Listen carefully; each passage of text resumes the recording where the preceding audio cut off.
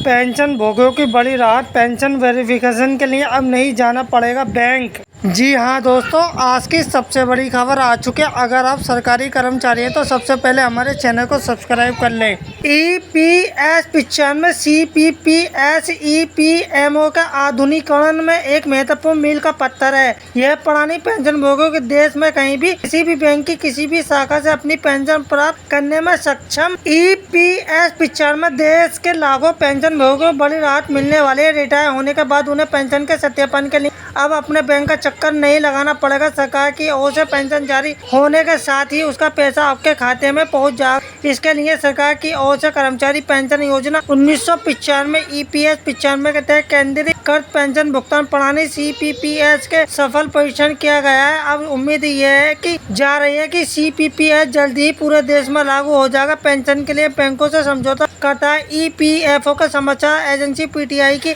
एक रिपोर्ट के अनुसार श्रम और रोजगार मंत्री मनसुख मांडविया ने कर्मचारी पेंशन योजना 1995 के तहत नई केंद्रीकृत पेंशन भुगतान प्रणाली CPPS के प्रायोगिक परीक्षण के सफल समापन की घोषणा के श्रम मंत्रालय की ओर से जारी किए गए बयान में कहा गया है कि CPPS मौजूदा पेंशन संवितरण PDS से एक आदर्श बदलाव है जो विकेंद्रीकृत। इसमें EPFO को प्रत्येक जोनल और क्षेत्रीय कार्यों केवल 3 बैंकों के साथ अलग अलग समझौता करता है। कैसे काम करता है CPPS में एक पेंशन शुरू होने के समय पेंशन भोगी किसी भी सत्यापन के लिए बैंक जाने की जरूरत नहीं होगी और पेंशन जारी होने पर तुरंत जमा हो जाएगी। CPPS EPMO के आधुनिकीकरण में एक महत्वपूर्ण मील का पत्थर है। ये प्रणाली पेंशन भोगी देश में कहीं भी किसी बैंक की भी किसी शाखा में अपनी पेंशन प्राप्त करने में सक्षम बनाएगा। ये पहल पेंशन भोगियों के सामने आने वाले लंबे समय से चली आ रही है चुनौतियों को समाप्त करेगा और एक निर्बाध और कुशल वितरण तंत्र सुनिश्चित। CPPS के तहत पेंशन भोगियों को बांटी गई पेंशन श्रम और रोजगार मंत्री मनसुख मांडविया का कहना है कि CPPS का